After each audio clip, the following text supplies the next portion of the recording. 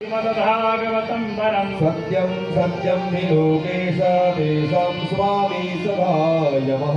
હવે જે ભાગવત કર્મમાં લાવતો નથી, જે ભાગવત સાંભળતો નથી, જે ભાગવતને મસ્તક નમાવતો નથી, જે ભાગવતની કથાને માનતો નથી, રામાયણની કથાને માનતો નથી, જે નાસ્તિક છે, જે પાપી છે, એને અવશ્ય યમરાજા લઈ જશે.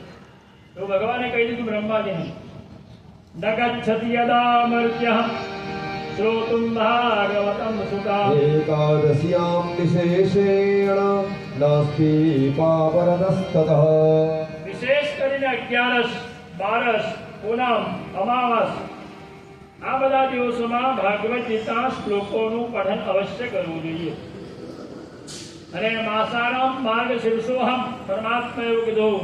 વિશેષ કરીને કાર્તક માસ, એના કરતાં વિશેષ માગસર માસ, અને એ જ પ્રમાણે વિશેષ છે ધનુર્માસ, જે અત્યારે મહારાજશ્રીએ ધનુર્માસમાં આ કથાની આયોજન કર્યું. આ ધનુર્માસ જેને ખરમાસ કહેવાય, બરોબર, કમૂરતા જેને કહીએ, 14 ડિસેમ્બરથી 14 જાન્યુઆરીનો જે સમય એ ખરમાસ કહેવાય છે. એની અંદર જેટલી ભક્તિ કરો ને એ 100 ગણી અનંત ગણી પુણ્યફળ આપનારી.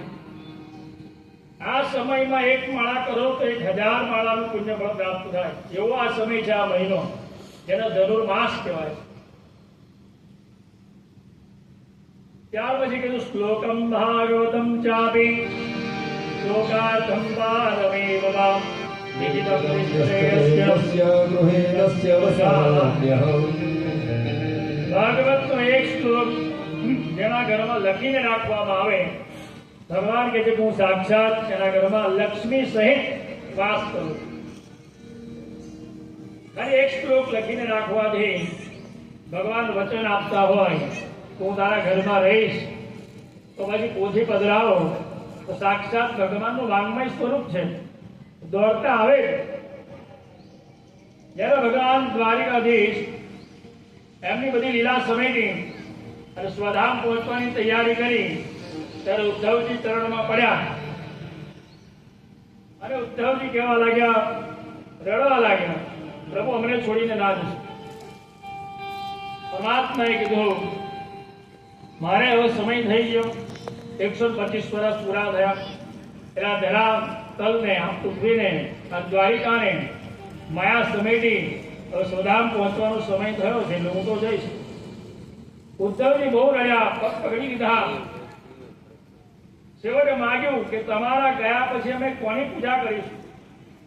ત્યારે ભગવાને વચન આપ્યું, મારું સમસ્ત તેજ આ ભાગવતમાં પધરાવી દઉં, ભાગવતની તમે પૂજા કરજો, તો મારી પૂજા સાક્ષાત દ્વારિકાધીશની પૂજાનું પુણ્ય ફળ પ્રાપ્ત થશે. તો એવો આ ધર્મ ગ્રંથ છે. સર્વાસ્ત્રમાભિગમનમ સર્વતીર્થાવગાહનમ ન તથા દ્રોણાં શ્રીમદ્ભાગવતં યથા. જેને ભાગવતની કથા સાંભળી લીધી એને પૃથ્વી પરના સમસ્ત તીર્થોમાં સ્નાન કરી લીધું એમ સમજી લેવો. 7 દિવસ જેને ભાગવતની કથા સાંભળી લીધી, જેટલા વ્રત છે બધા વ્રત કરી લીધા એમ સમજી લેવું, બધા યજ્ઞો કરી લીધા એવું સમજી લેવું. ભગવાને અહીંયા સાક્ષાત કીધું, યત્ર યત્ર ચતુર્વક્ત્રમ શ્રીમદ્ભાગવતમ ભવેત. ગચ્છામિ તત્ર તત્રાહં ગૌર્યથા સૂતવત્સલા. જેમ એક વાછરડાની પાછળ ગાય દોડતી જાય, તેમ એક બાળકની પાછળ માં દોડતી જાય, એમ ભાગવતજીની પાછળ ભગવાન કહે છે કે હું દોડતો આવીશ.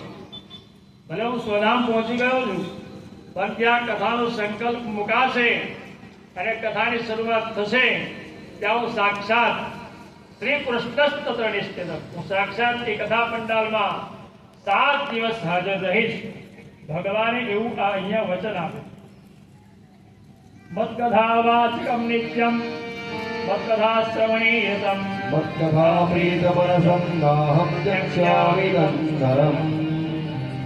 જેને મારી કથા સાંભળવામાં રસ છે, પ્રીતિ છે, ભાવના છે, શ્રદ્ધા છે, એવા જીવાત્માને હું ક્યારેય છોડતો નથી. ભગવાન એવું श्रीमद्भागवतं पुण्यं दृष्ट्वानुत्तिष्ठते ह्यः संवत्सरं यस्य पुण्यं निलयं याति पुत्रः ભાગવતને જોઈને જે નમસ્કાર ન કરે એનું 1 વર્ષનું પુણ્ય જતું રહે. આ ભાગવતમાં એવું તેજ છે જો માથું ન નમાવો તો તમારું 1 વર્ષનું પુણ્ય ખેંચી લે. એટલે એને માથું અવશ્ય નમાવવું. આવીને ભાગવતજીને નમસ્કાર કરવા. અને નમસ્કાર તો બધાને વાલા છે. જે નમે એને ગમે. આ તો પરમાત્મા છે. આપણે તો પરમાત્માને નમવાનું. શ્રીમદ ભાગવતમ દ્રષ્ટ્વા પ્રત્યુત્થાના વિવાદનૈઃ સંપાદયતં દૃષ્ટ્વા ભવેદ્પ્રીતિર્મમાતુલા. જે ભાગવતને જોઈને ઊભો થઈ દોડીને નમસ્કાર કરશે ભગવાન કહે છે કે એની ઉપર પ્રસન્ન થઈ ગઈ અને માથા પર હાથ મૂકી દે. ખાલી આ પોથીને મસ્તક નમાવવાથી આપણું કલ્યાણ થતું હોય તો જે 7 દિવસ અહીંયા કથા શ્રવણ કરે એની શ્રી ગતિ પ્રાપ્ત થાય. દ્રષ્ટ્વા ભાગવતં દૂરાत् પ્રક્રમેત્ સમ્મુખં હિયઃ પરે પરે સ્વમેધસ્ય બલં બ્રહ્મત્ય સંશયં.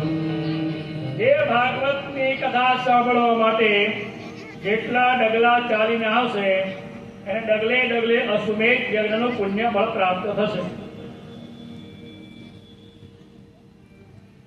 જેટલા ડગલા તમે ઘરેથી ચાલીને આવ્યા એટલા ડગલા ગણી લેવાના. એટલા અશ્વમેધ યજ્ઞ તમે કર્યા એમ સમજી લેવાનું. ઉત્થાય પ્રણમેદ્યો વૈ શ્રીમદ ભાગવતં નરઃ ધનપુત્રૌસ્તથા દારાन् ભક્તિં ચ પ્રદદામ્યહં.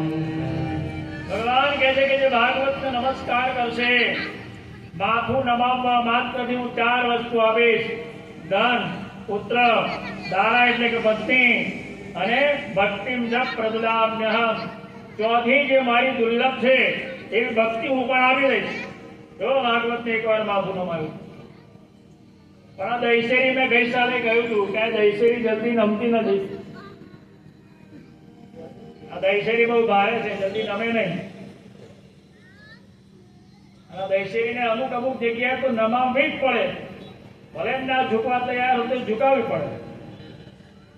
સંતના ચરણમાં આપણું મસ્તક નમવું જોઈએ. બ્રાહ્મણના ચરણમાં આપણું મસ્તક નમવું જોઈએ. આ ગ્રંથોના ચરણમાં આપણું મસ્તક નમવું જોઈએ. આપણા દેવાલયોમાં જઈએ ત્યાં આપણું મસ્તક નમવું જોઈએ.